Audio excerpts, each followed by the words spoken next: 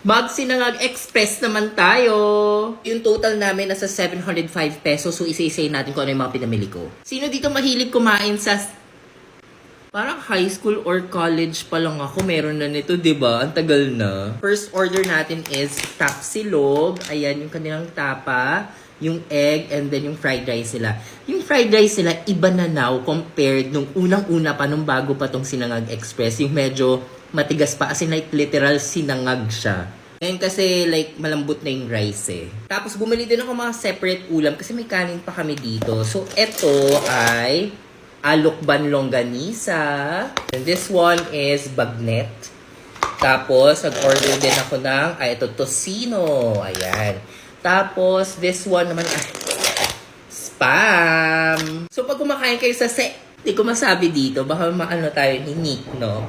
Don't worry guys for sharing to. Titikman lang natin yung kada ulam. Sobrang tagal ko na hindi kumakain sa Sinangag Express. So, titikman ko for the first time ulit after how many years ata na hindi pagkain ng Sinangag Express. So, itong tapa.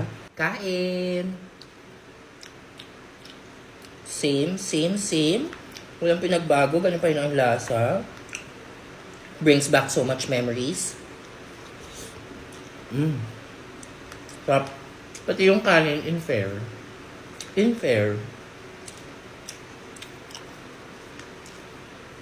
Yung parang margarine yung lasa. Pinadala din sila dito mga suka. Ayan. Tapos yung itong chili sauce nila to, diba? Chili, ano tawag dun? Yung maanghang na suka nila.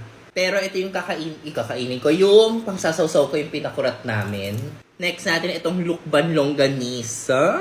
I love lukban longganisa as in. Sarap. Kain.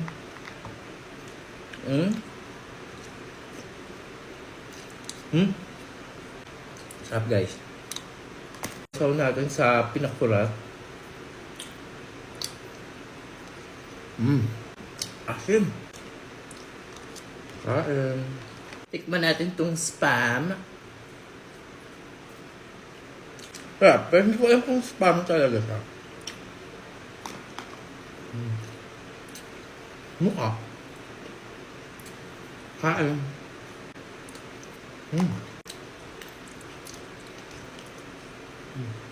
Next is bagnet. Sauce natin sa pinakulat.